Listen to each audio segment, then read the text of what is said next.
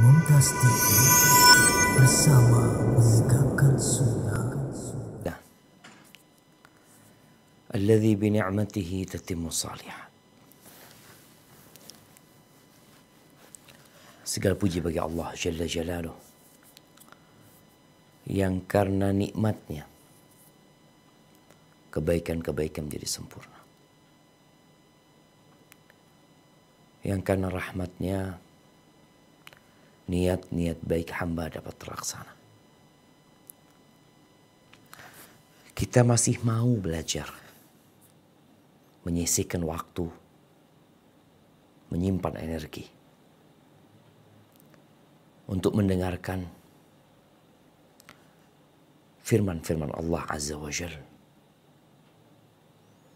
sabda-sabda Rasul Sallallahu Alaihi Wasallam, yang dengannya iman akan bertambah. Kualitas kita sebagai manusia juga menjadi istimewa. Sebagian orang menilai orang lain itu dengan kecerdasan, dengan harta, dengan tahta. Padahal nilai kita itu sesuai dengan takwa. Allah mengatakan, inna akramakum indallah atqakum. Sesungguhnya orang yang paling mulia di sisi Allah, bukan di sisi manusia. Karena manusia punya banyak standar yang mereka bikin, yang mereka buat sendiri. Tapi di sisi Allah pencipta langit dan bumi ini adalah yang paling bertakwa kepada Allah Azza wa Jalla. Dan untuk mencapai takwa itu, tentunya dengan ilmu. Bagaimana kita bertakwa sedangkan kita tidak tahu apa itu takwa? Bagaimana kita akan melaksanakan kewajiban kalau kita nggak tahu apa kewajiban kita? Bagaimana kita akan menghindari larangan sedangkan kita nggak tahu bahwa yang kita kerjakan sejatinya adalah larangan? Maka kita bersyukur kepada Allah karena kita dapat belajar. Allahumma salli wa sallim ala abdika wa rasulika habibina wa sayyidina Muhammad wa ala alihi wa ashabihi ajma'in. Amma ba'd. Bicara masuk surga tanpa hisab. Ketahuilah jamaah, manusia itu akan memusuhi sesuatu yang tidak dikenal. Berapa banyak makanan yang enak, gara-gara dia nggak tahu, maka dia tinggalkan tuh makan. Berapa banyak minuman yang lezat, yang disuguhkan, tapi karena nggak kenal, nggak tahu, maka dia pun menjauhinya. Oleh karena itu, propaganda yang menjelaskan, mengenalkan manusia kepada sesuatu itu penting. Agar manusia jadi tertarik, jadi pengen. Dalam dunia perniagaan, kita melihat bagaimana ada biaya besar yang dikeluarkan hanya untuk iklan. Sampai-sampai mereka menyebutnya bakar duit demi mengiklankan produk mereka. Dan setelah banyak manusia yang mengenal, ternyata mereka nggak berhenti mengiklankan, menyampaikan, agar manusia nggak lupa. Contoh ya, kita lihat dalam dunia mie instan. Indomie ini mungkin termasuk ya salah satu produk yang udah dikenal lah, bahkan sampai ke luar negeri. Tapi sampai hari ini mereka tidak berhenti mengiklankan Indomie. Mereka nggak berhenti mengeluarkan uang. Karena apa? Karena memang tabiat manusia itu lupa. Maka perlu diingatkan. Dan mungkin muncul manusia-manusia baru yang belum tahu, maka dikasih tahu. Karena manusia itu tadi, dia akan memusuhi sesuatu yang dia nggak kenal. Maka pentingnya kita menjelaskan kepada umat itu tentang agama kita dan tentang surga. Di dalam Al-Quranul Karim puluhan kali, bahkan lebih dari 100 kali, Allah terus mengingatkan manusia dengan surga. Agar manusia tertarik. Sehingga dia berdoa mengatakan, Allahumma inni as'alukal jannah wa a'udzubika minan nar. Ya Allah, aku memohon kepadamu surga dan aku berlindung kepadamu dari api neraka. Diceritakan keindahan surga. Dari mulai makanannya, minumannya, tempat tinggalnya, pohonnya, sungai-sungainya, bunga-bunganya, pelatarannya, pintunya, Allahu Akbar. Semua diceritakan. Seakan-akan engkau memandangnya. Allah ceritakan. Dan bicara surga, ini bicara hal yang gaib. Ada seorang muslim yang mengaku muslim. Padahal orang beriman itu yu'minuna bil ghaib. Bahkan menjadi catatan pertama kalau bicara orang beriman yang bertakwa kepada Allah, alladzina yu'minuna bil ghaib. Dia beriman dengan yang gaib. Karena ada sebagian manusia yang mengaku muslim, lalu dia mengatakan, ini orang cerita tentang surga, surga begini, begitu. Emangnya udah pernah ke sana? Ada perbedaan antara mukmin dengan kafir. Orang mukmin beriman dengan yang gaib. Segala informasi tentang surga dan neraka ada, bisa diakses. Di mana? Dalam Al-Quranul Karim. Dalam hadis-hadis Nabi SAW yang Allah mengatakan tentang nabinya, wa ma yantiqu 'anil hawa. Beliau tidak berbicara dari hawa nafsunya, enggak. In huwa illa wahyu yuha. Itu wahyu yang diturunkan kepada Nabi SAW. Allah berfirman di surat Ali Imran ayat 113. Nah, di surat Ali Imran, bukan 113 ya, 123 insya Allah. Coba, anak kok jadi ragu dengan ayat ini.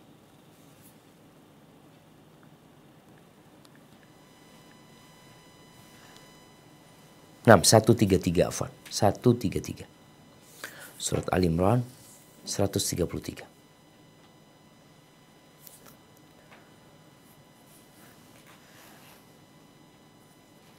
Nah.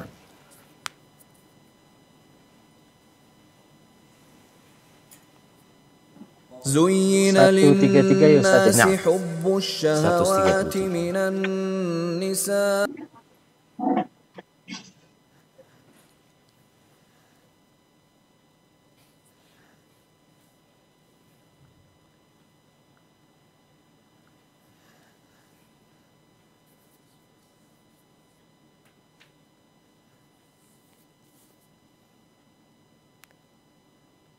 تفضل.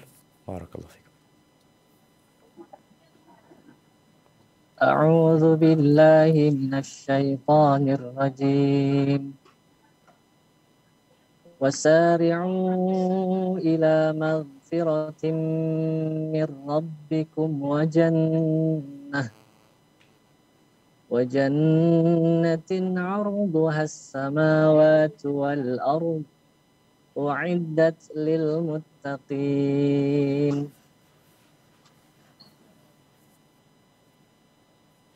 Artinya? Dan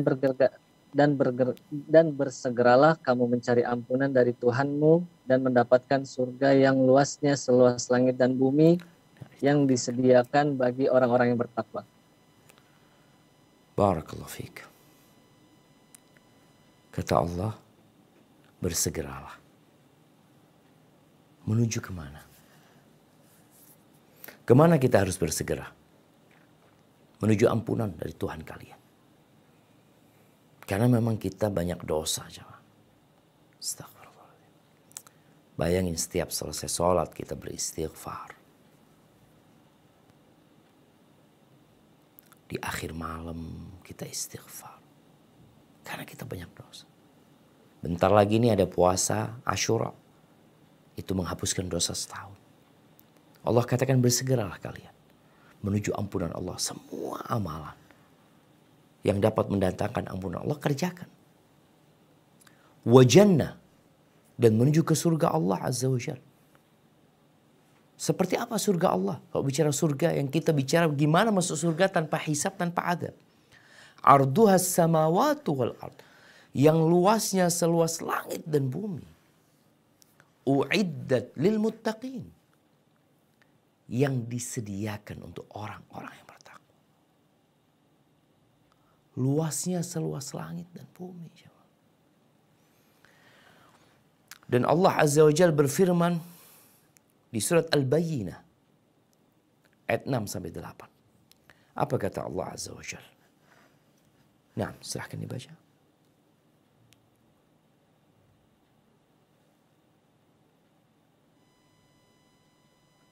A'udzu billahi minasyaitonir rajim. Innal ladzina kafaru min ahlil kitabi wal musyrikina fi nari jahannam khalidina fiha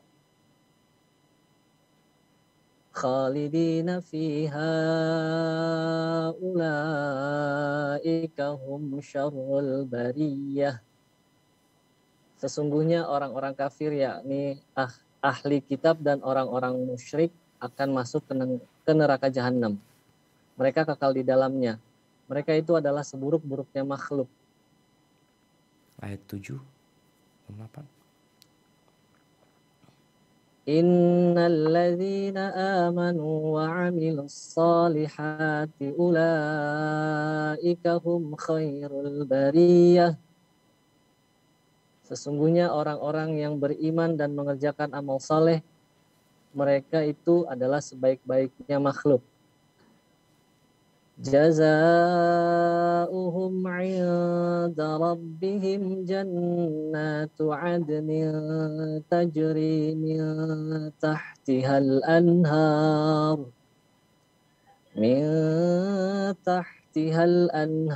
khalidina fiha abada. Radiyallahu anhum wa radu an. Dzalika liman khasyiya rabbah. Balasan mereka di sisi Tuhan mereka ialah surga Aden yang mengalir di bawahnya sungai-sungai. Mereka kekal di dalamnya selama-lamanya. Allah redha terhadap mereka dan mereka pun redha kepadanya. Yang demikian itu adalah balasan bagi orang yang takut kepada Tuhannya. Barakallahu fikum.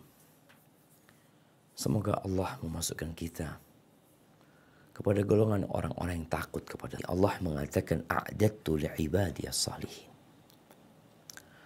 Aku persiapkan untuk hamba-hambaku yang soleh mala ainun ra'at, yang tidak pernah terlihat oleh mata. Kita pernah melihat sungai, kita pernah melihat apel, kita melihat kurma, kita melihat anggur, kita melihat ada banyak makanan yang Allah sebutkan ada di surga. Dan kita melihatnya di dunia. Nanti yang ada di surga nggak sama dengan apa yang kita lihat. Akan lebih indah, lebih bagus, lebih menakjubkan. Wala udhunun sami'at. yang Allah sediakan di sana, yang tidak pernah didengar oleh telinga. Kalaupun kita pernah mendengar tentang sebuah tempat yang indah, yang menyenangkan, kita juga mendengar tentang surga Allah Azza wa Jalla yang nanti akan kita saksikan lebih indah daripada apa yang kita dengar. Wala khatara ala qalbi bashar. Yang lebih dari itu, manusia ini menghayal ya. Kadang-kadang dia menggambarkan sesuatu yang indah, menggambarkan adanya pulau yang penuh dengan segala kenikmatan. Ketahuilah yang ada di surga nggak pernah terbetik dalam hati manusia. Ahibati fillah. Namun jalan menuju ke sana sangatlah berat.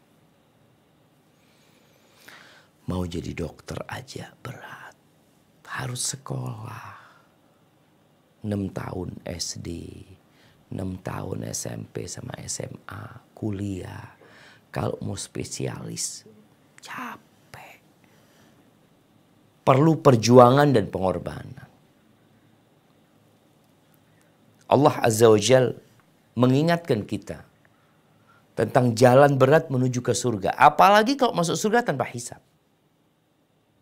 Agar kita bersiap. Siaga.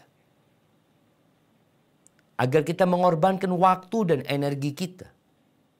Sebagaimana tadi seorang hendak menjadi seorang dokter. Dia perlu berjuang. Dia perlu keluar uang. Dia perlu meninggalkan keluarganya kadang-kala. Menghabiskan waktunya untuk membaca, untuk praktek. Bagaimana kadang-kala sebagian dokter ditempatkan di tempat yang jauh, dia berangkat. Karena dia ingin sesuatu. Apalagi kalau bicara surga Allah Azza wa Jalla. Yang luasnya seluas langit dan bumi. Oleh karena itu, semua orang-orang berakal bersepakat. Kenikmatan tidak dapat diraih dengan kenikmatan. Tapi kenikmatan diraih dengan perjuangan dan pengorbanan. Huffatil jannah bil makari. Surga itu dikelilingi dengan hal-hal yang dibenci dengan jiwa manusia. Wa huffatin nar bisyahwat. Neraka, nggak capek masuk neraka. Orang seneng untuk masuk neraka, dia akan melakukan hal-hal yang menyenangkan di dunia ini untuk masuk ke sana. Makanya kadang-kala orang masuk neraka bayar jemaah. Ahibati fillah. Kalau bicara masuk surga tanpa hisab dan azab. Para sahabat Nabi. Mereka 13 tahun ya berjuang di kota Mekah. Sampai akhirnya mereka harus meninggalkan negeri mereka. Diusir mereka. Setelah diganggu, disakiti, ditindas. Mereka tinggalkan semua harta yang mereka miliki. Mereka berangkat ke kota Madinah. Di kota Madinah pun mereka masih mengalami ada banyak gangguan. Kesulitan ekonomi. Mereka nggak punya rumah. Mereka lakukan itu. Tapi subhanallah. Allah turunkan sebuah ayat di kota Madinah. Setelah perjuangan mereka yang cukup berat. Allah turunkan ayat 214 di surat Al-Baqarah.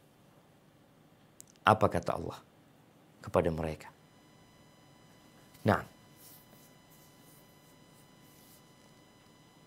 A'udzu billahi minasyaitonir rajim. Am hasibtum an tadkhulul jannata wa lamma ya'tikum mathalul ladzina khalaw min qablikum الذين خلوا من قبلكم مستهم البأساء والضراء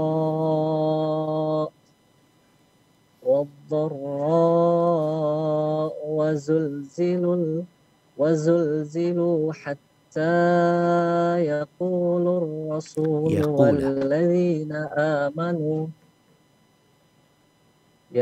الرسول والذين آمنوا معه متى نصر الله ألا إن نصر الله قريب. Apakah kamu mengira bahwa kamu akan masuk surga, padahal belum datang kepadamu cobaan sebagaimana halnya orang-orang terdahulu sebelum kamu. Mereka ditimpa oleh malapetaka dan kesengsaraan, serta diguncangkan dengan bermacam-macam cobaan, sehingga berkata Rasul dan orang-orang yang beriman bersamanya, bilakah datangnya pertolongan Allah? Ingatlah, sesungguhnya pertolongan Allah itu amat dekat. Barakallahu fiikum. Kalau ini teguran buat para sahabat Nabi, kalian mengira kalian bisa masuk surga. Bagaimana dengan kita, jamaah? Kadang kala cobaan dikit, kita sudah ngeluh. Padahal ternyata cobaan-cobaan yang datang itu adalah jalan menuju ke surga Allah Azza wa Jalla. Orang masuk surga itu ada beberapa kondisi, ada banyaklah kondisi mereka. Ada yang harus mendapatkan siksaan di dunia. Siksaan di alam kubur. Nanti di padang mahsyar. Bahkan mungkin jatuh ke neraka, baru masuk ke surga. Tapi ada orang-orang yang langsung masuk ke surga. Nggak lewat neraka. Tapi masih perlu hisab, perlu penimbangan, perlu melewatin sirat, semuanya melewatin sirat yang berada di atas neraka jahanam. Dan semuanya yang terjadi di hari akhir nanti itu sesuai dengan amalan. Bukan sesuai dengan kenalan, tapi sesuai dengan amalan.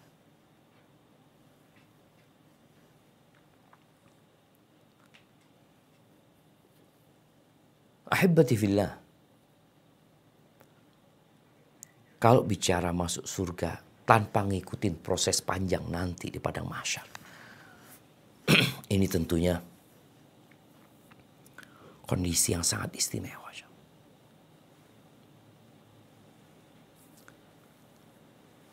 Allah menyebutkan dua jenis penghuni surga. Ada yang namanya al-muqarrabun, ada yang namanya ashabul yamin. Al-muqarrabun ini orang-orang yang as-sabiqun. Orang yang berlomba-lomba menuju ke surga. Bersegera mereka. Mereka orang-orang yang didekatkan. Mungkin mereka lah orang-orang yang masuk surga tanpa hisab, tanpa azab. Tapi ada ashabul yamin. Ya, orang-orang yang mengerjakan yang wajib. Meninggalkan yang haram. Tapi dia nggak seperti yang pertama. Dia sholat 5 waktu. Tapi ya cuma 5 waktu. Yang satunya mereka qobliyah, ba'diyah. Puasa Ramadan. Kalau ashabul yamin. Yang ini yang muqarrabun enggak. Mereka bukan hanya puasa Ramadan. Dia memperbanyak puasa sunnah. Cerita tentang yang masuk surga tanpa hisab dan tanpa azab ini diceritakan oleh Al-Imam Bukhari rahimahullahu ta'ala dalam kitab sahihnya. Dari Abdullah ibn Abbas radhiyallahu anhuma. Dari Nabi SAW. Qala, beliau mengatakan, uridat alayyal umam. Nabi menceritakan tentang gambaran yang terjadi pada hari kiamat. Beliau mengatakan ditampakkan kepadaku umat-umat padang mahsyar sana jemaah. Beliau melihat ya. Faja'ala an-nabiyyu wan-nabiyyani yamurrun. Aku melihat ada satu nabi, dua nabi yang lewat. Bersama mereka ada ar-rahad. Bersama 1-2 nabi ini ada ya 3-10 orang. Nggak banyak pengikutnya. Dan aku melihat ada nabi laisa ma'ahu ahad. Ditampakkan nabi, nggak ada pengikutnya sama sekali. Supaya kita sadar bahwasanya tugas para nabi dan pewaris para nabi itu bukan mencari pengikut, memperbanyak follower, bukan. Tapi tugasnya adalah menyampaikan kebenaran. menyeru dan mengajak umat kepada surga Allah dan agar mereka terhindar dari neraka. Maka disebutkan wa ma 'alaika illal balagh. Allah mengatakan kepada Nabi alaihi salatu wasallam, tugasmu adalah menyampaikan. Dalam posisi ditampakkan umat-umat itu dengan nabi-nabi mereka, hatta rufi'a li sawadun azim. Lalu ditampakkan kepada aku jumlah manusia yang banyak. Besar sekali jumlah mereka. Qultu ma hadha? Ummati hadhi. Lalu aku berkata, apa ini? Ini umatku. Umatku, kata Nabi SAW. Karena beliau ingin umatnya banyak. Beliau cinta kepada umatnya. Ingin mereka masuk surga. Beliau mengatakan, kullu ummati yadkhulul jannah. Semua umatku masuk surga. Masya Allah. Kini ada jaminan, garansi dari Nabi SAW. Semua umatku masuk surga. Illa man abah. Kecuali yang gak mau masuk surga. Gak mau masuk surga. Waman ya'ba ya Rasulullah. Siapa orang yang gak mau masuk surga nih? Siapa? Kata Nabi SAW, man ata'ani dakhal jannah. Yang taat sama aku masuk surga. Waman asani faqad aba. Yang durhaka sama aku, maka dia orang yang enggan masuk surga. Qila bal hadha Musa wa qawmuh. Ternyata bukan umat Nabi SAW. Dikatakan ini Musa dan kaumnya. Umatnya Nabi Musa banyak. Jemaah. Qila undur ilal ufuk. Engkau lihatlah ke ufuk. Fa'idha sawadun yamla'ul ufuk. Tahu-tahu ada jumlah manusia yang menutupin ufuk itu, jemaah. Thumma qila liyandur hahuna wa hahuna fi afaqis sama. Kemudian dikatakan kepada aku, engkau lihat tuh ufuk langit tuh. Di sini, di sana, disuruh lihat.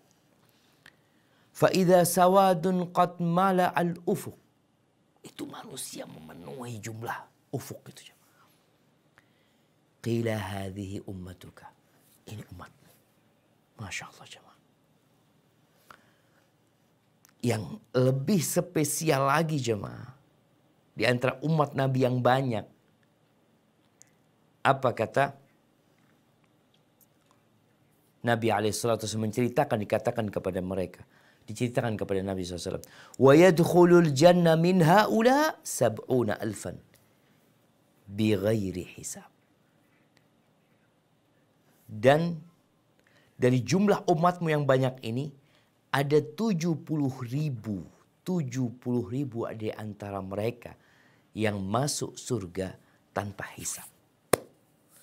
Tanpa hisab. Ini orang ditimbang amalannya, ya.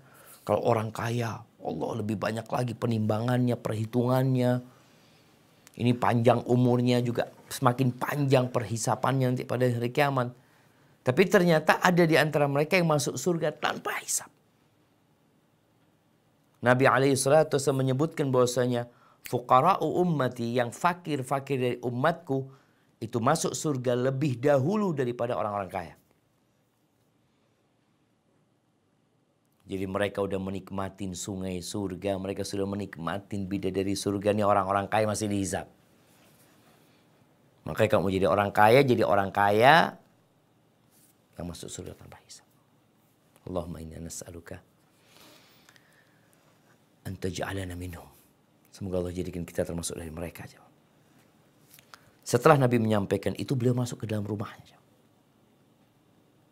Walam yubayyin lahum. Nabi nggak menjelaskan tentang 70,000 orang. Fa'afadhal qaum. Para sahabat akhirnya ngobrol di antara mereka sendiri. Sebagian mengatakan, nahnu alladhina amanu billah wattaba'na rasulah fanahnu hum. Apa kita maksudnya, ya? Kita yang beriman kepada Allah, mengikuti Rasulnya, kita mereka termasuk 70,000 itu. Au auladuna alladzina wulidu fil Islam fa inna wulidna fil jahiliyah. Atau yang masuk 70.000 itu anak-anak kita. Yang mereka dilahirkan dalam kondisi Islam. Sedangkan kita kan lahir masa jahiliyah kita semua. Ini omongan orang ini semuanya akhirnya sampai kepada Nabi SAW. Maka beliau pun keluar untuk memberikan penjelasan kepada para sahabat tentang siapa 70.000 yang masuk surga tanpa hisab. Itu siapa? Beliau mengatakan, humul ladzina la yastarqun. Mereka adalah orang-orang yang tidak meminta ruqyah. Wala yatatayyarun. Mereka orang-orang yang tidak percaya dengan sial. Hari sial, jam sial, tanggal sial, nomor sial, angka sial. Nggak percaya. Enggak. Mereka tidak percaya dengan burung terbang. Nanti bisa mendatangkan ini, itu enggak. Burung terbang ke kanan, oh ini insya Allah bagus. Terbang ke kiri, aduh bencana kayaknya. Dengar suara burung hantu, aduh kayaknya akan ada bala dan petaka. Mereka nggak percaya dengan itu. Wala yaktawun, dan mereka adalah orang-orang yang tidak berobat dengan kai. Kai itu besi panas ya. Wa ala rabbihim yatawakkalun. Mereka adalah orang-orang yang bertawakal kepada Tuhan mereka. Sebelum mengkaji tentang 4 kriteria ini, bicara tentang 70.000. Apakah jumlahnya hanya 70.000 atau nggak ada tambahan? Ada kuota tambahan mungkin. Al-Hafidh Ibnu Hajar dalam kitabnya Fathul Bari, beliau menyebutkan, waqad waqa'a fi ahadits ukhra anna ma'a 70,000 ziyada alaihim. Dan disebutkan dalam hadis-hadis lainnya bahwa ada tambahan. Anna ma'a 70,000 ziyada. Bersama 70.000 itu ada tambahan. Masya Allah. Jadi kita senang ya Mani. Jadi kalau bicara 70.000, jumlah sahabat Nabi aja itu udah lebih 70.000. Ya udah habis diborong sama mereka. Di hadis Abu Hurairah, ini anak akan bacakan ungkapan Al-Hafidh Ibnu Hajar. Sebagaimana dalam riwayat Imam Ahmad dan Baihaqi dalam kitab Al-Ba'ts dari Abu Hurairah dari Nabi SAW, qala sa'altu ummati fawa'adani an yadkhilal jannah min ummati.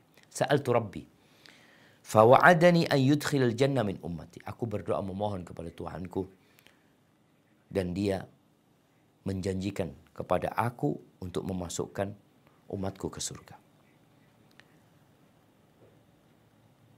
Lalu sebutkan hadis 70.000 itu yang masuk surga tanpa hisab. Fastazattu. Kemudian aku meminta tambahan kepada Allah. Fazadani. Maka ditambahkan buat aku. Ma'a kulli alfin 70,000. Dengan setiap 1.000 dari 70.000 itu, ada 70.000 lagi. Dengan setiap 1.000. Jadi 70.000 ditambah 70 kali 70.000. Gitu jamaah. Kan dengan setiap 1.000 ada 70.000 lagi. Jadi kalau bicara 70.000 kan ada 70.000. Jadi 70 kali 70.000 berarti berapa juta? 4,9 juta. Nah, 4,9 juta tambah 70.000. Dan sanadnya bagus kata Al-Hafidh bin Hajar. Kemudian ada hadis-hadis lainnya. Tambahan lagi nih. Yang diriwayatkan oleh Imam At-Tirmidzi. Dan dihasankan oleh beliau. Dan riwayat Imam Tabrani dan Ibnu Hibban dalam sahihnya. Dari hadis Abu Umamah. Nabi SAW mengatakan, wa'adani Rabbi. Rabbku menjanjikan kepada aku. An yudkhilal jannata min ummati 70,000. untuk memasukkan dari umatku 70.000 yang tanpa hisab itu, ma'a kulli alfin sab'ina alfan la hisaba alaihim wala adab. Bersama setiap 1.000 ada 70.000 lagi yang mereka masuk surga tanpa hisab, tanpa adab. Wa thalatha hathayatin min hathayati rabbi. Hathayat itu, hathu itu seperti ini ya, apa ya? Kalau pasir diginiin itu. Dan 3 seperti itu dari genggaman Allah Azza wa Jalla. Subhanallah jemaah. Kemudian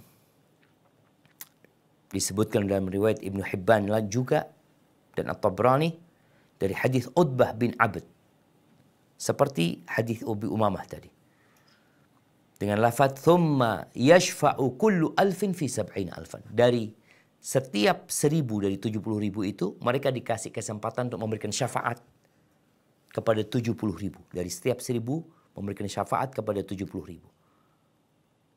Kemudian tadi ada tiga seperti ini ya, dari yang diambil Allah Azza wa Jalla.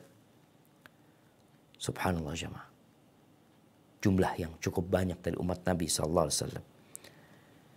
Berapa jumlah mereka? Wallahu a'lam. Jadi kalau yang terhitung aja tadi 70.000 ditambah 1.000 kali 70.000 lagi. Dengan setiap 1.000 70.000. Jadi 70 kali 70.000. Itu sudah 4,9 lebih juta. Apalagi tadi yang disebutkan seperti ini ya, 3 kali dari yang akan diambil Allah Azza wa Jal. Di riwayat Tabrani disebutkan bahwa Nabi SAW mengatakan وَذَلِكَ يَسْتَوْعِبُ مُهَاجِرِ ummati. Dan itu cukup untuk sahabat-sahabat muhajirin dari umatku.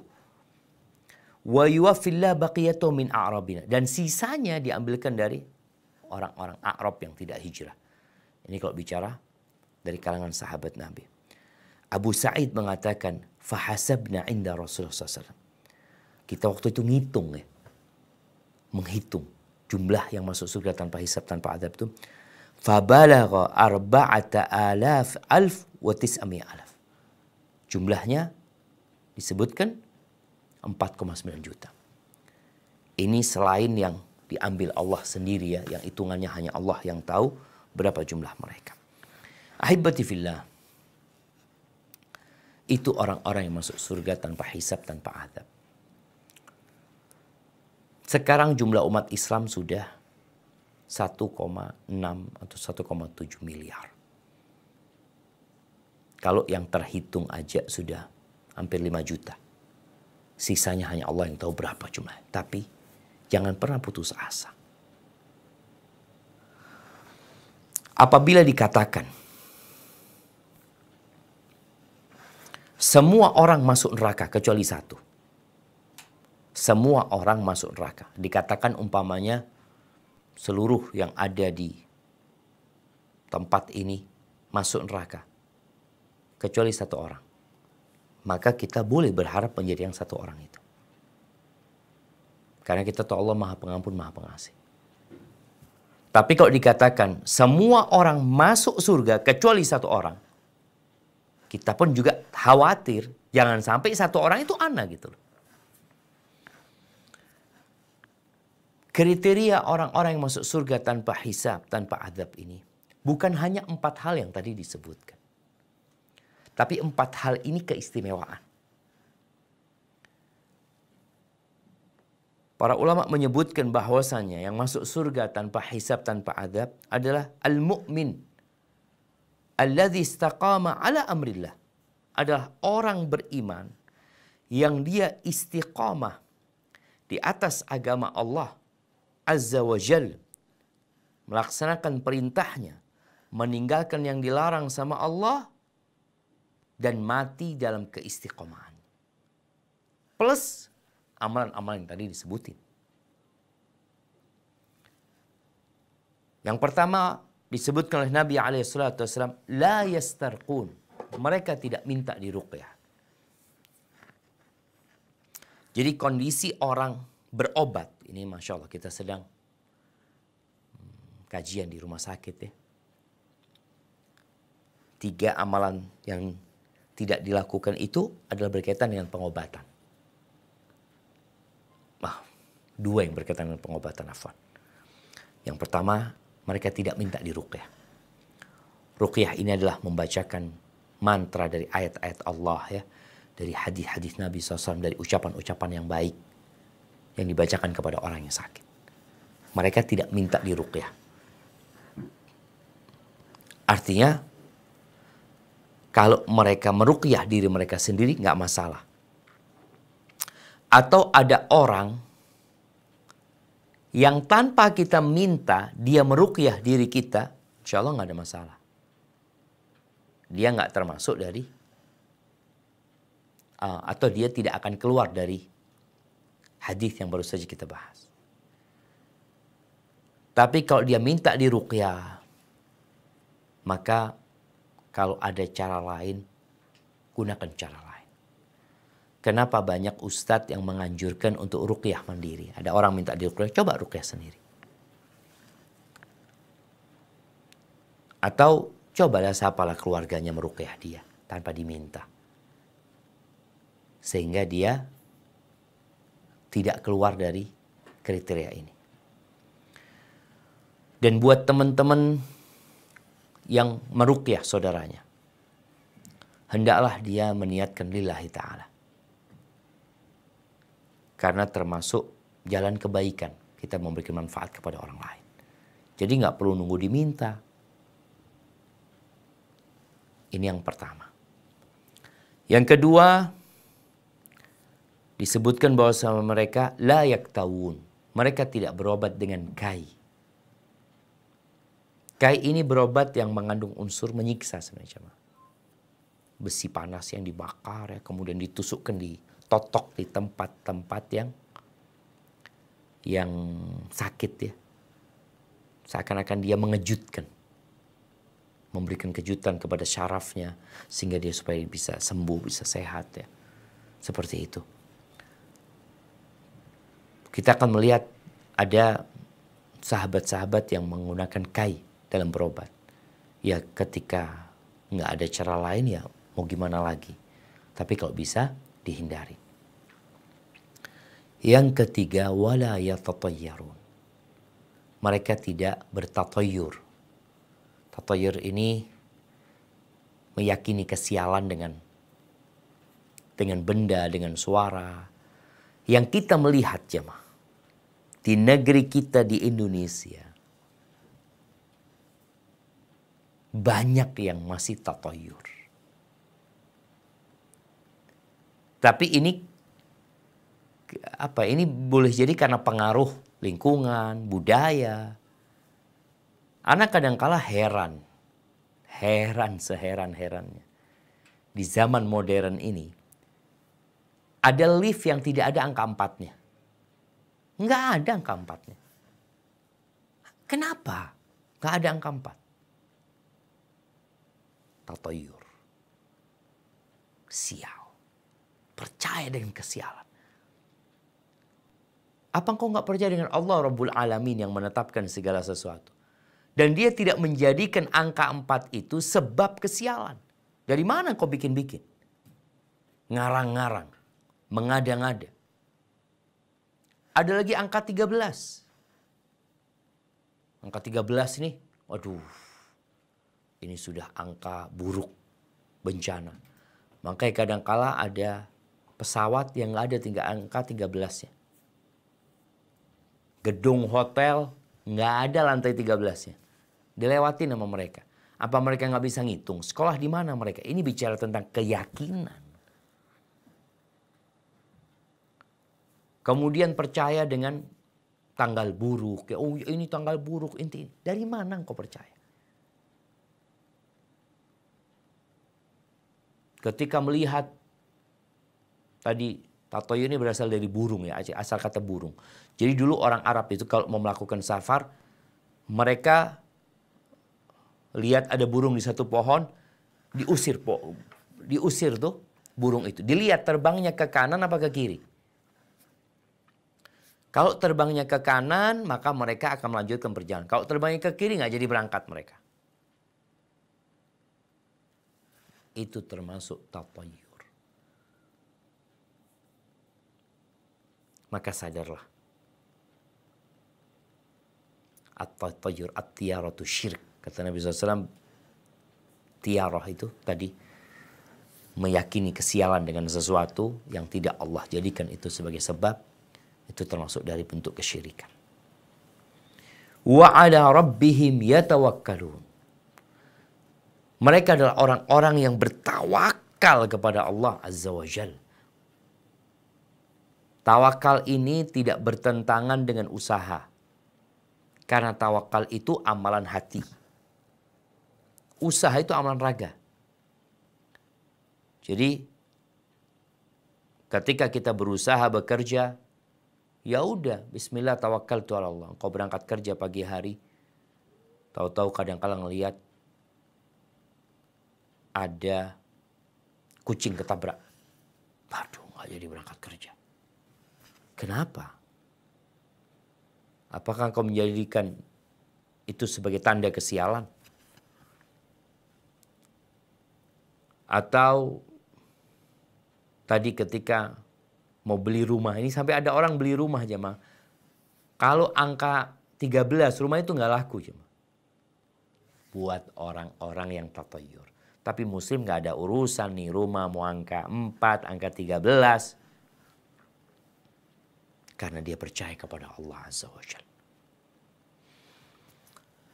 Ahibati fillah. Orang nggak akan bisa tawakal kepada Allah kalau dia nggak kenal sama Allah Azza wa Jalla. Maka bagi yang ingin masuk surga tanpa hisab, tanpa azab, kenali Tuhanmu. Lewat mana mengenal Allah Azza wa Jalla?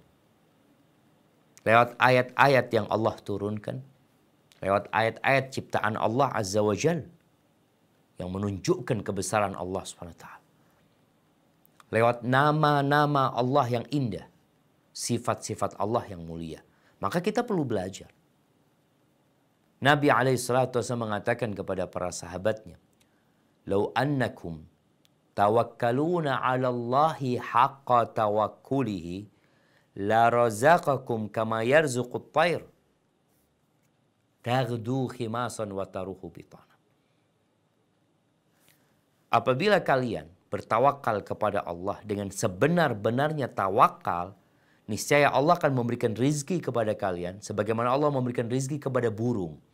Bagaimana burung itu keluar dari sarangnya di pagi hari, kosong perutnya, sore hari udah penuh. Kalau tawakal kepada Allah dengan sebenar-benarnya tawakal. Bicara COVID-19 yang masih ya mungkin belum habis total. Tapi udah enggak pergi. Tadi Anda dengar dari moderator bahwasanya ambil booster kedua ya. Nggak ada masalah. Berobat, pakai masker, social distancing, semua arahan cuci tangan. Tapi ingat semua itu hanya sebab loh. Hati kita tetap bergantung kepada Allah Azza wa Jalla. Nabi SAW pernah mengatakan, La adwa, nggak ada penyakit menular. Loh, gimana sih kok nggak ada penyakit menular? Iya, nggak ada penyakit menular. Nabi ingin menjelaskan kepada para sahabatnya, nggak ada penyakit menular dengan sendirinya.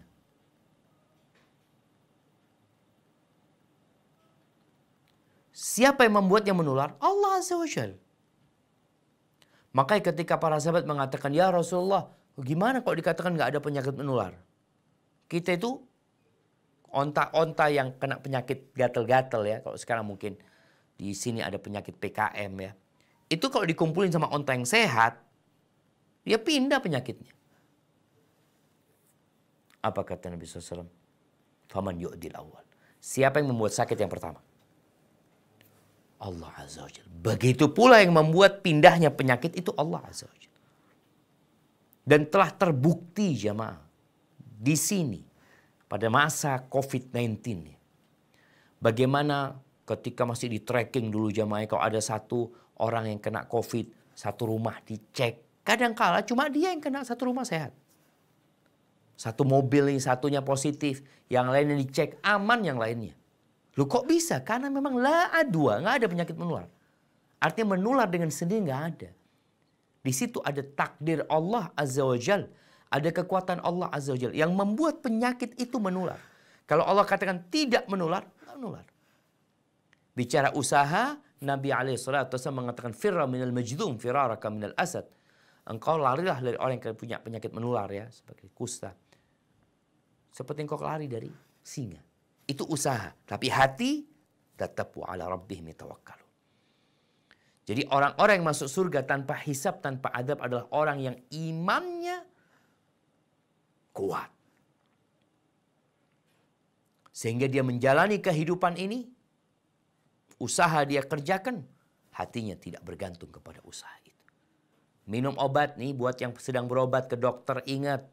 Wa ala rabbihim yatawakkalun. Hendaklah engkau bertawakal kepada Allah. Artinya tawakal itu percaya dan menyerahkan sama Allah Azza wa Jalla. Apa katanya dokter? Loh, apa katanya dokter? Apa kata Allah lah? Dokter gimana? Dokter memberikan arahan, dokter ngasih obat, dokter memberikan pilihan. Kita pilih dalam hati kita, ya kalau Allah tentukan sembuh, sembuh. Kalau enggak. Makanya para dokter itu, Masya Allah ya. Mereka dapat menjadi manusia yang menanamkan tawakal di diri pasien-pasiennya. Agar mengatakan, jangan bersandar kepada obat ini. Obat ini tidak menyembuhkan. Allah yang menyembuhkan. Bagaimana menanamkan kepada pasien-pasien untuk tetap beribadah, untuk menjaga sholatnya. Karena sejati yang menyembuhkan itu Allah Azza wa Jalla. Yang ingin masuk surga tanpa hisab, tanpa adab, berjuanglah. Laksanakan perintah Allah. Menjauhi larangannya dengan hati yang terus bergantung sama Allah Azza wa Jalla. Hada wallahu a'lam bishawab. Itu yang dapat Anda sampaikan.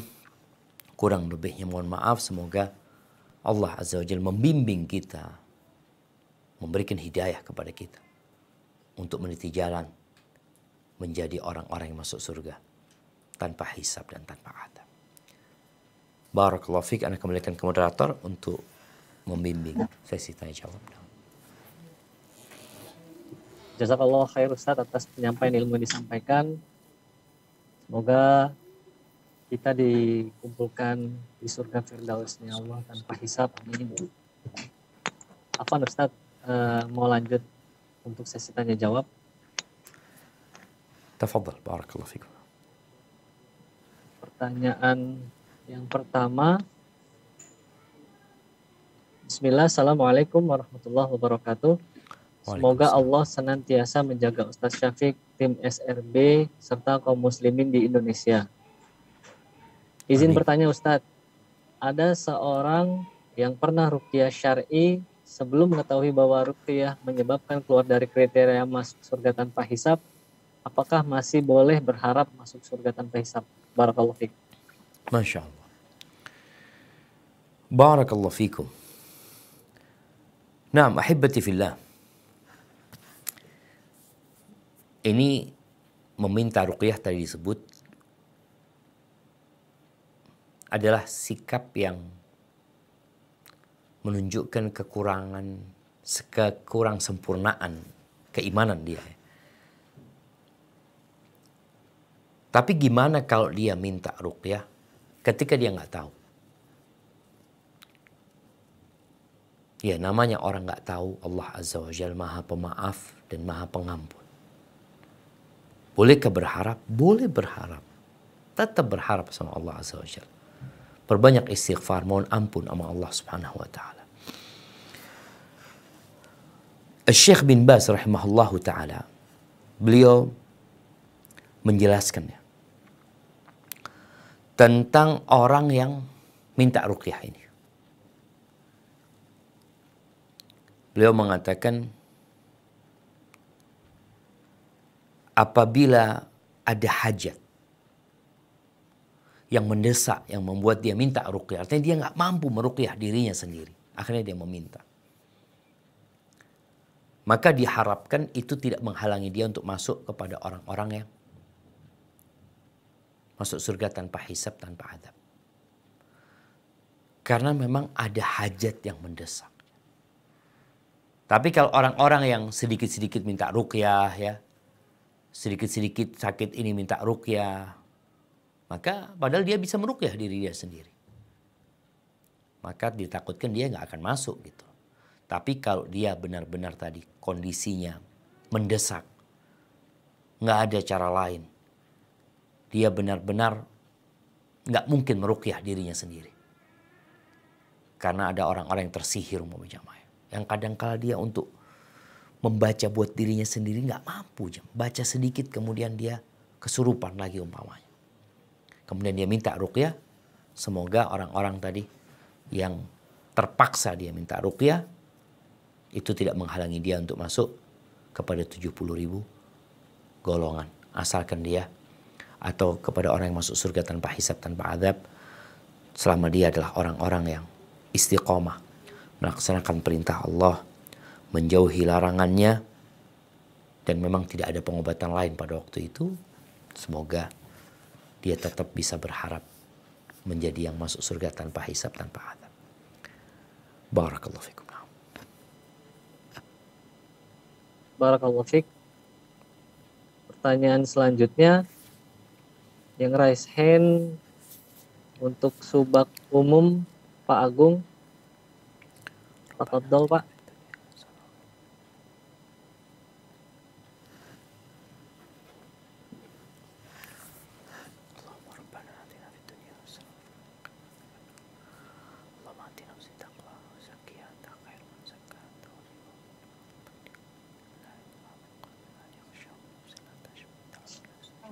Baik, Assalamualaikum warahmatullahi wabarakatuh. Waalaikumsalam warahmatullahi wabarakatuh.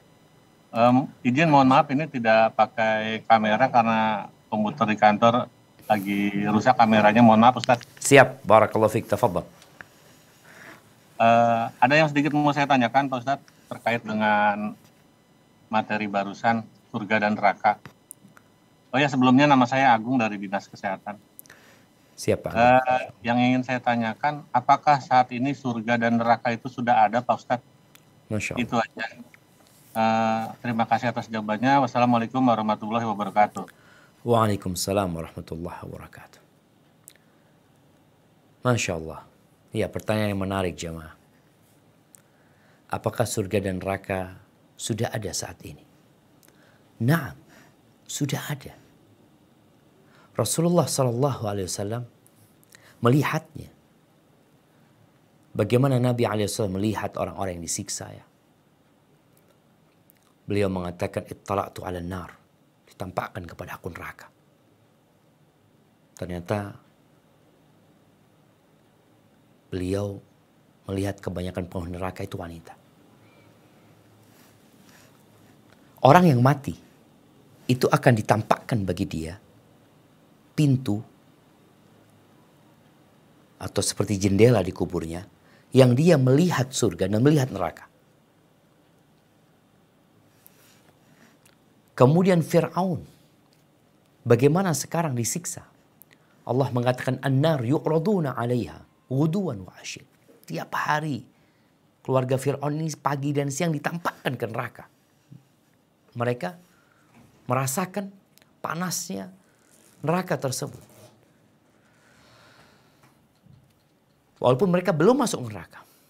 Kemudian Nabi SAW menjelaskan tentang orang yang mati syahid. Ruh mereka di mana? Ruh orang yang mati syahid ini. Atau ruh orang yang beriman. Untuk ruh orang yang mati syahid. Kata Nabi SAW, arwahu syuhada fi jawfi tairin khudrin. Ruhnya orang-orang yang mati syahid itu berada di rongga burung-burung yang berwarna hijau. Tasrahu fil jannati haitsu tasha. Dia berterbangan di surga kemana dia mau. Kemudian dia akan istirahat di bawah kindil, qanadil, kayak lampu-lampu gantung yang dia bawa arsy Allah Azza wa Jalla. Ruhnya orang mukmin itu juga berada di surga. Tapi karena dia nggak mati syahid, nggak ada kebebasan dia kemana-mana, tapi dia bisa ya berpindah-pindah di pohon-pohon surga. Jadi surga dan neraka itu ada. Pembangunan surga itu terus dilakukan. Maka ketika orang dia membangun masjid, Allah bangunkan baginya rumah di surga. Bagaimana Khadijah radhiyallahu ta'ala anha ketika datang menjumpai Nabi sallallahu alaihi wasallam, kata Jibril kasih kabar gembira kepada dia, Allah sudah bikinkan buat dia rumah di surga. Udah tuh. Ketika orang yang ditinggal mati oleh anaknya, Allah bertanya kepada malaikat-malaikatnya, kalian cabut nyawa anaknya? Iya. Kalian cabut nyawa buah hatinya? Iya. Madza qala abdi? Apa yang dikatakan oleh hambaku? Malaikat mengatakan, hamidaka wastarja. Dia memujimu ya Allah dan mengatakan inna lillahi wa inna ilaihi raji'un. Lalu Allah mengatakan kepada malaikatnya, ubnu li abdi baitan fil jannah. Bangunkan buat hambaku rumah di surga. Wasammu baital hamd. Dan kasih nama rumahnya rumah pujian.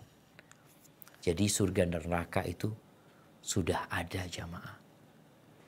Hanya saja untuk masuk ke sana, untuk masuk ke surga, semoga Allah menjauhkan kita dari api neraka, ya ada perjalanan panjang. Ketika orang itu mati, dia akan menanti, tapi dia sudah ditampakkan surga dan neraka di dalam kuburnya. Sehingga kalau dia orang beriman, ditampakkan kepada dia neraka dulu. Dibukakan pintu ke neraka. Datang tuh panasnya. Dikatakan ini loh tempatmu kalau engkau nggak beriman. Lalu ditutup, lalu dibukakan jendela menuju ke surga Allah Azza wa Jalla. Sehingga dia dapat merasakan dinginnya, nikmatnya surga. Dari kuburnya itu dikatakan ini tempatmu di surga Allah Azza wa Jalla. Sehingga orang ini begitu gembiranya di alam barzakh sana. Hada wallahu a'lam bis-shawab. Barakallahu fiik, jazakallahu khair. Selanjutnya yang raise hand dari PKC Matraman, Fahrizal. Ya. Assalamualaikum warahmatullahi wabarakatuh. Waalaikumsalam warahmatullahi wabarakatuh. Ahlan wa sahlan, barakallahu fiik. Afwan Ustadz, Ana mau tanya Ustadz. Tafadhal. Ini anak-anak kalau di dunia medis dibilang autisme ringan. Tapi Afwan Ustadz, sebelumnya anak-anak ini banyak yang keturunan habaib bilang anak-anak diikuti diganggu oleh setan atau jin yang mengikutinya. Lalu bagaimana action Ana Ustadz untuk supaya Ana dijauhi dari perbuatan syirik Ustadz? Masya Allah. Barakallahu fiik ya jamaah. Kalau bicara penyakit yang menimpa manusia, boleh jadi penyakit itu penyakit medis. Atau penyakit itu memang gangguan jin. Karena memang jin itu mengganggu manusia. Kenapa kita tiap hari disuruh baca Qul a'udzu birabbil falaq, Qul a'udzu birabbin nas. Kita disuruh memohon kepada Allah perlindungan. Karena memang yang dapat melindungi kita itu Allah Azza wa Jalla. Baik dari penyakit medis atau penyakit dari gangguan jin. Apa yang dikatakan umpamanya oleh orang bahwasanya anak kita diganggu jin, diikutin jin, boleh jadi itu terjadi. Boleh jadi enggak. Tugas kita bagaimana meruqyah tadi. Kita tidak minta ruqyah, tapi kita meruqyah anak kita. Dia tidak minta ruqyah, kita berusaha untuk membacakan ayat-ayat Allah Azza wa Jal. Bacakan Al-Baqarah ya. Pagi dan petang. Ajak anak itu membaca zikir pagi dan petang. Nabi SAW kadangkala beliau meruqyah cucunya. Membacakan buat anaknya, buat cucunya. U'idzuka bikalimatillahi tamat min kulli syaitanin wahama wa min kulli ainin lama. Aku meminta perlindungan untukmu kepada Allah Azza wa Jalla dengan kalimat-kalimat yang indah. Dari apa? Dari setiap setan dan binatang-binatang dan setiap mata yang hasut. Jadi buat orang tua dalam mengobatin anaknya itu jangan hanya secara medis ya. Secara medis diikutin. Karena boleh jadi sihir-sihir sekarang ini jamaah yang dilakukan itu memang lebih canggih. Canggih gimana? Ana punya kerabat, dia menceritakan dulu, di masa dulu itu, orang kalau melakukan sihir atau dukun, itu ketara banget. Perutnya kembung atau apa. Sekarang mereka melakukan perdukunan ini dibarengkan dengan penyakit. Umpamanya dia jatuh, sihirnya dimasukkan pada waktu itu. Sehingga secara medis dikatakan ini karena jatuh gitu loh. Padahal di situ ada sihir juga yang dimasukkan. Sehingga lukanya nggak sembuh-sembuh. Padahal jatuh gitu loh. Karena pengobatannya kurang lengkap. Maka bagaimana sekarang kita menggabungkan antara medis itu dan pengobatan sesuai dengan syariat. Salah satunya tadi ruqyah. Dengan membacakan ayat-ayat ruqyah kepada anak kita ya. Semoga Allah berikan kesembuhan kepada dia. Tadi ketika tidak mampu orang tuanya untuk meruqyah, karena memang boleh jadi dia carikan orang untuk meruqyah anaknya. Suruh orang untuk meruqyah anaknya. Itu nggak ada masalah insya Allah. Namun ketika memilih orang yang meruqyah harus selektif. Karena ada yang separuh dukun sebenarnya. Separuh dukun. Di kota Madinah sendiri. Di kota Rasul SAW. Cerita seorang syekh ya. Yang dia bertugas untuk memerangi kemungkaran-kemungkaran. Ada satu orang yang terkenal. Ahli ruqyah. Banyak orang ke sana. Ada yang menyebutkan orang ini dukun loh. Berangkatlah syekh ke sana. Enggak, ternyata dia ruqyah, bacakan Al-Baqarah, hafal Quran, mungkin syekh ini juga membacakan hadis-hadis Nabi SAW ya. Sampai suatu hari karena banyak omongan, kirim orang untuk menyamar menjadi pasien. Orang ini nampak jauh dari agama lah penampilannya. Ternyata ketika dia ke sana, arahannya berbeda. Jadi kalau orang yang agamis di ruqyah, kalau orang yang umum yang nggak ngerti apa-apa, disuruh potong ayam, disuruh bawa telur, macam-macam seperti itu. Maka tolong kita lebih selektif ketika memilih orang untuk meruqyah anak kita umpamanya. Hadza wallahu a'lam bissawab. Barakallahu fiik. Ustadz sebagai pengingat aja nih Ustadz, nanti di akhir pertanyaan mungkin Ustadz bisa informasikan kepada kami. Akan ada kuis nih Ustadz, mungkin 4 pertanyaan Ustadz ya. Siap. Insya Allah. Ana lanjut Ustadz ya untuk pertanyaan. Fadal. Bismillahirrahmanirrahim. Assalamualaikum warahmatullahi wabarakatuh. Semoga Allah senantiasa menjaga Ustadz Syafiq dan tim. Amin. Afwan Ustadz izin bertanya, bagaimana jika kita mempercayai takdir mimpi? Apakah itu termasuk golongan masuk surga tanpa hisab? Barakallahu fiik. Masya Allah, barakallahu fiik. Ahibati fillah. Bicara mimpi. Rasul sallallahu alaihi wasallam mengatakan ar-ru'ya juz'un. Ru'yah itu, mimpi itu satu bagian dari 46 bagian kenabian. Nah, min sittin wa arba'ina juz'an min nubuwah. Kenabian Nabi SAW itu selama 23 tahun. Setengah tahun pertama itu mimpi yang benar. Namun kalau bicara percaya dengan takwil mimpi, takbir mimpi ini ada 3 mimpi ini. Yang pertama mimpi yang dari Allah Azza wa Jal. Yang di situ ada pelajaran. Ada pesan dari Allah Azza wa Jal. Seperti mimpinya Nabi Yusuf alaihissalam. Seperti mimpinya Raja Mesir. Ketika dia bermimpi melihat ada 7 sapi yang gemuk yang dimakan oleh 7 sapi yang kurus ya. Kemudian mimpinya Nabi SAW ketika sebelum perang Uhud ya.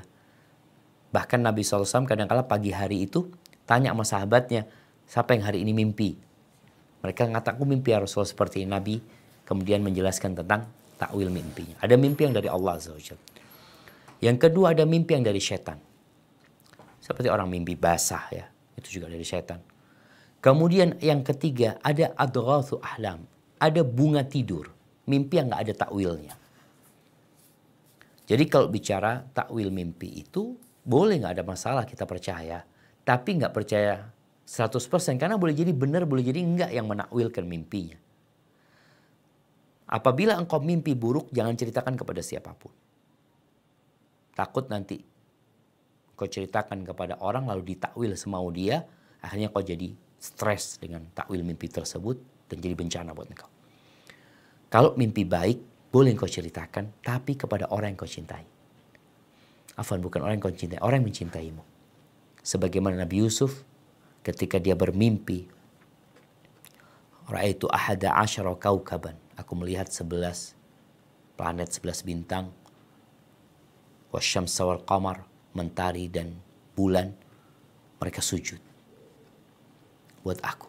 Kata bapaknya, jangan kau ceritakan mimpi itu kepada saudara-saudara.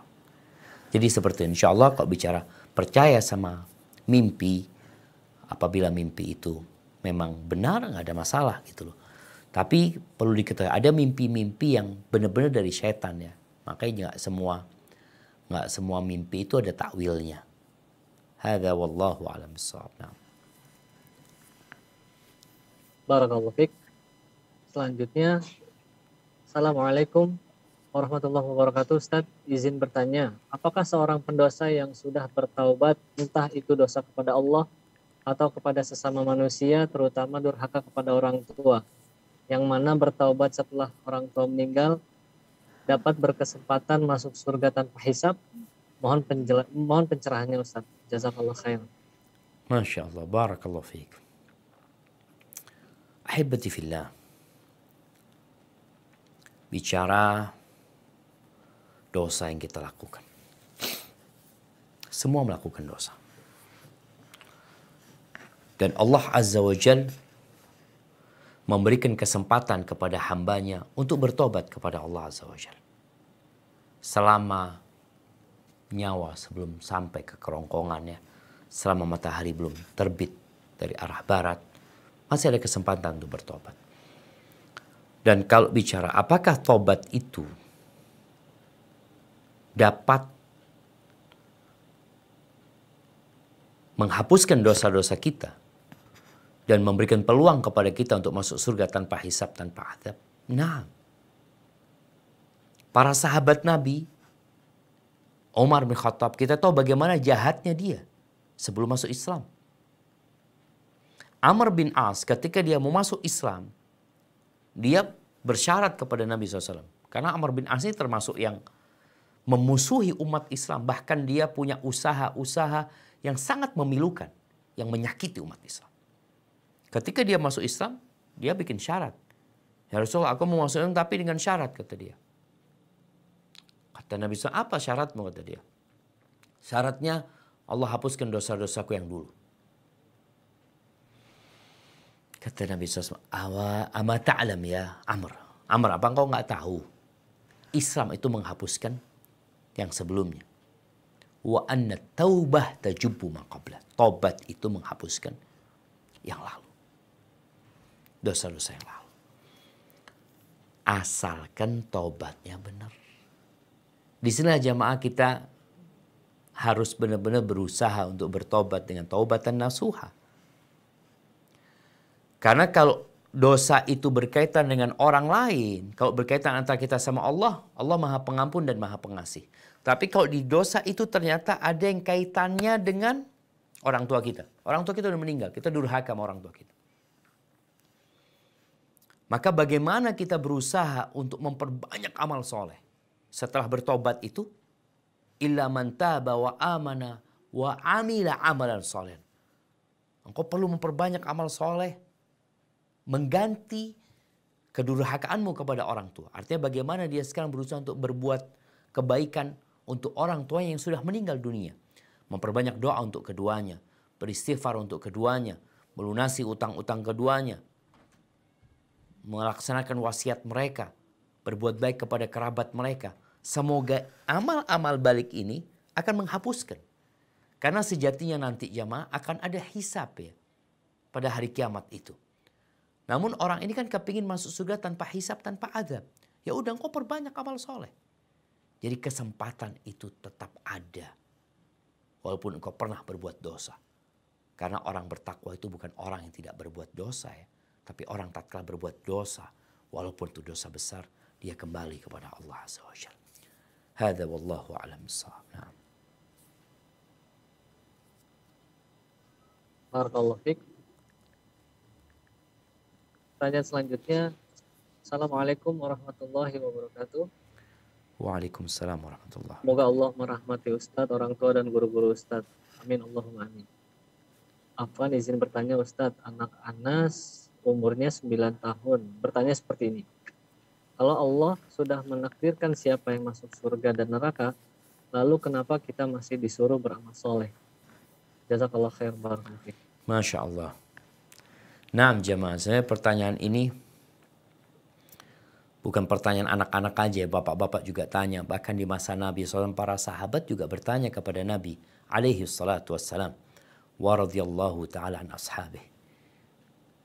Nabi ketika menjelaskan kepada mereka alaihi salatu wassalam, semua udah ditetapkan ya. Allah udah tahu siapa yang masuk surga, masuk neraka. Akhirnya sahabat bertanya, fafimal amal. Kalau begitu buat apa kita beramal? Buat apa? Yang tahu itu Allah, kita nggak tahu. Maka kata Nabi SAW, i'malu, kalian beramallah.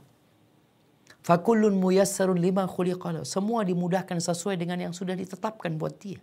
Diciptakan buat apa dia? Nih, kita bekerja. Kenapa orang pada bekerja? Kan Allah sudah tahu siapa yang kaya, siapa yang miskin. Nah, tapi kan orang punya kemauan untuk jadi orang kaya. Untuk merubah statusnya. Allah memberikan pilihan kepada manusia. Tapi Allah sudah tahu.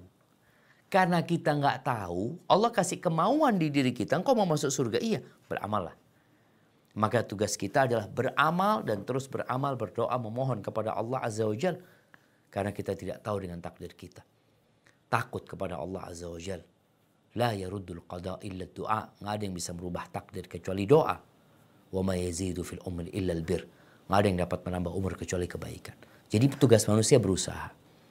Kalau bicara sehat dan sembuh itu kan takdir juga. Tapi kan manusia berusaha. Rumah sakit dibangun, obat dibuat, dokter bekerja, kita berusaha. Datang ke dokter ini belum sembuh, pindah dokter belum sembuh, pindah dokter belum sembuh. Dokter terakhir mati. Ya memang usaha. Tapi kadang-kala kita berangkat ke satu dokter langsung sembuh.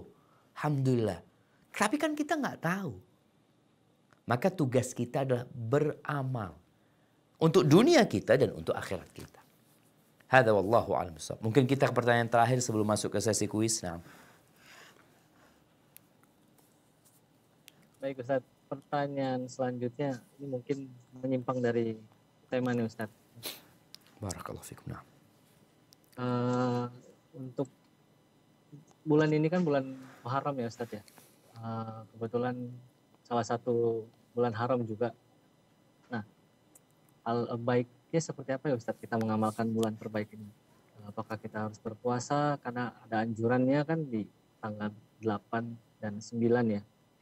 9, 10. Oke. Nah. 9, 10. Siap. Mungkin Ustaz bisa menjelaskan lebih detail lagi dalam hal Masya mengamalkan Allah. amal baik ini. Masya Allah. Barakallah. Ya jamaah ya. Ya berkaitan dengan bulan Muharram ini. Bulan Muharram ini bertepatan dengan bulan Agustus ya.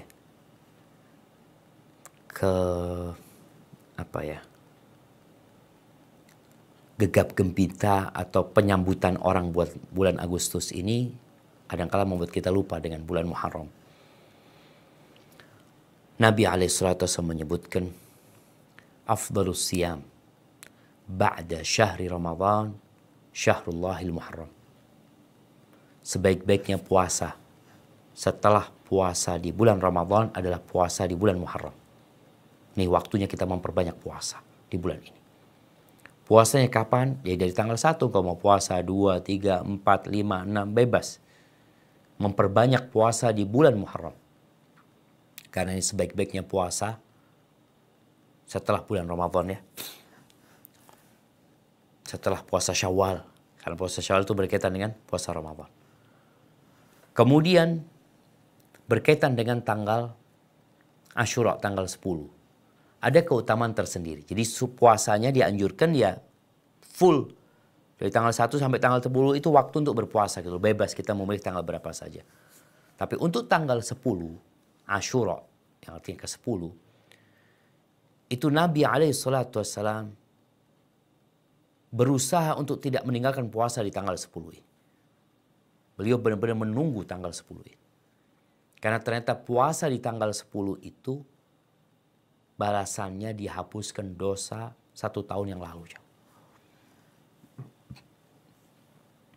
Tanggal 10 ya, puasa tanggal 10. Dan di antara sebab puasa tanggal 10 ini, karena tanggal 10 itu hari diselamatkannya Nabi Musa dan Bani Israel dari Fir'aun. 10 Muharram. Maka orang-orang Yahudi dan Nasrani juga puasa. Yang dulu. Atau sekarang pun orang-orang Yahudi masih berpuasa.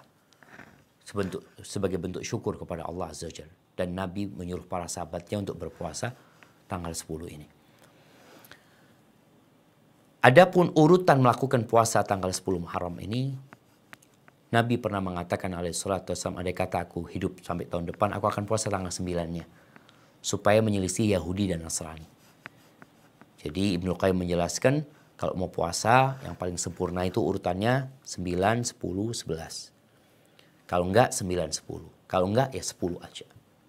Atau mau 10, 11, 12, nggak ada masalah sebenarnya. Tapi yang jelas intinya puasa tanggal 10. Seperti itu.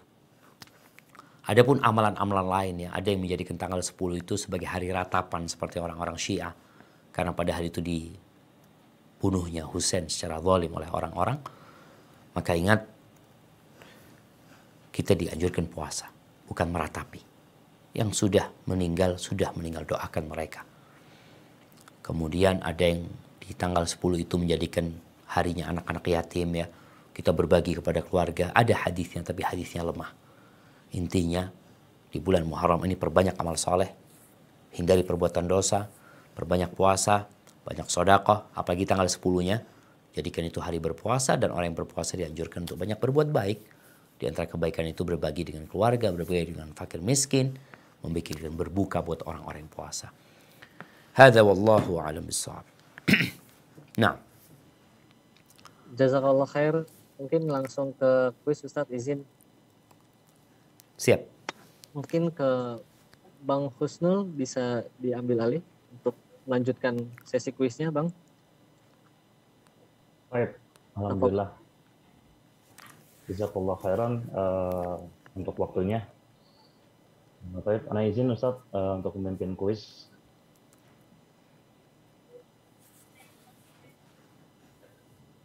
Tafadhol. Bismillahirrahmanirrahim.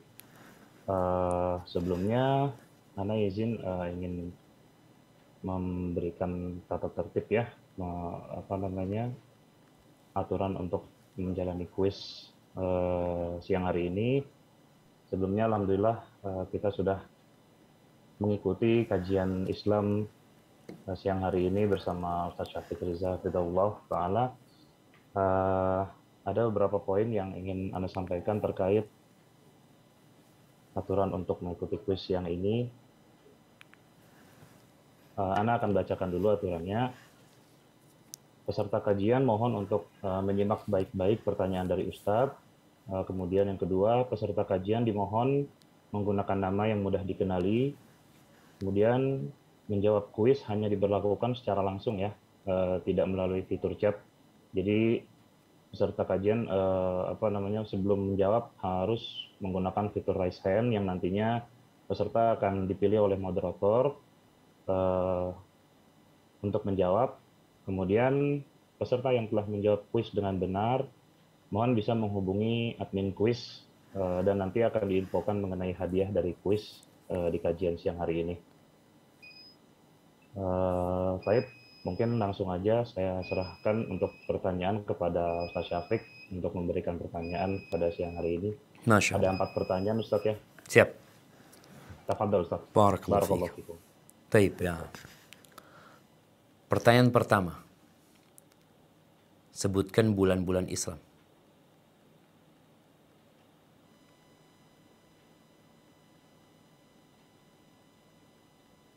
Nah, tafadhol. Kita berada di bulan Muharram sebelum ada pertanyaan berkaitan dengan tema kita. Baik, untuk yang bisa menjawab, boleh Anda pilih dari yang raise hand ya. Mungkin bisa dengan siapa ini? Kristanto. Tafadhol dengan akun Kristanto. Afwan, terima kasih Ustadz dan tim. Terima kasih pada Bapak Moderator. Bulan Muharram ada 12. Bulan Islam. Bulan Islam. Siap. Yang pertama. Muharram. Taib. Kedua. Muharram, Syawal, Rabiul Awal, Rabiul Akhir, Jumadil Awal, Jumadil Akhir, Rajab, Sya'ban, Ramadan, Syawal, Zulkaidah, Zulhijjah. Masya Allah. Nggak baca ini ya, hafal ini. Insya Allah hafal Ustadz. Alhamdulillah. Barakallahu fiik. Taib. Itu pertanyaan pertama. Pertanyaan yang kedua.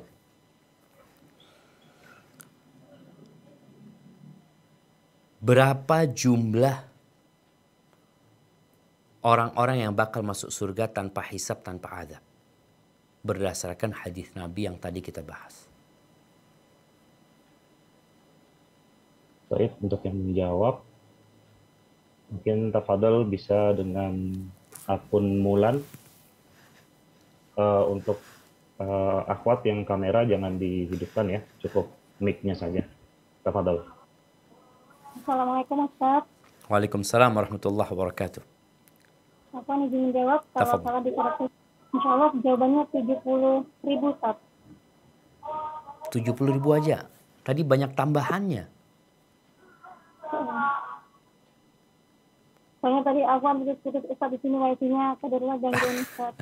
Barakallahu fikum. Berarti kita beralih dari Mulan mungkin ke yang lainnya. Baik Ustaz. Afwan, boleh bisa dijawab oleh akun Raihan.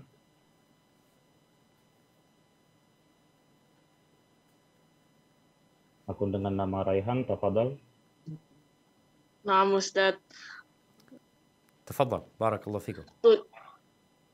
70.000 orang dan setiap 1.000 orang bisa memberikan syafaat ke 70.000 orang yang lain. Terus ada tambahan lagi? Ada 3 cidukan Allah Azza wa Jalla. Nah. Barakallahu fiik. Betul jawabannya. Taib. Jadi alhamdulillah jamaah ada kesempatan jamaah. Ada kesempatan kita mudah-mudahan kita masuk surga tanpa hisab, tanpa azab ya. Yang ketiga, pertanyaan yang ketiga. Afwan Ustaz, sebentar, raise hand-nya diturunkan dulu yang sekarang raise hand biar nanti bisa Anda pilih yang pertama kali raise hand setelah pertanyaan dibacakan. Tolong diturunkan dulu ya teman-teman. Nah, Taib. Pertanyaan yang ketiga. Di antara sifat orang-orang yang masuk surga tanpa hisab, tanpa adab itu, mereka tidak tatoyur. La yatatayyarun. Sebutkan 3 contoh tatoyur yang banyak di Indonesia. Baik, dengan akun Dian Sukma, tafadhol.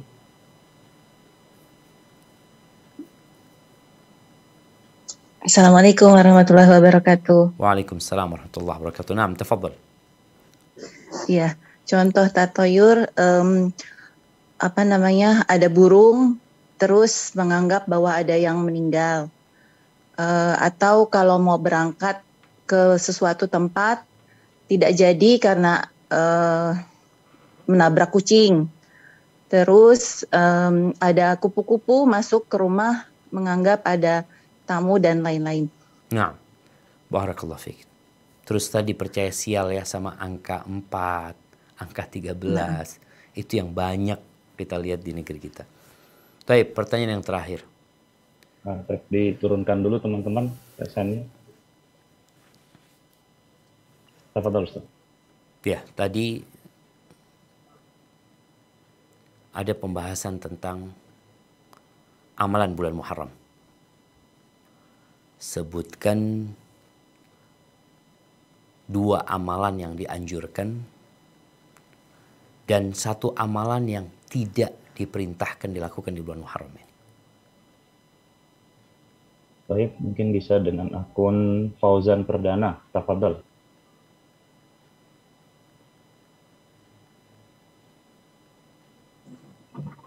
Ustaz, Assalamualaikum warahmatullahi wabarakatuh. Waalaikumsalam warahmatullahi wabarakatuh.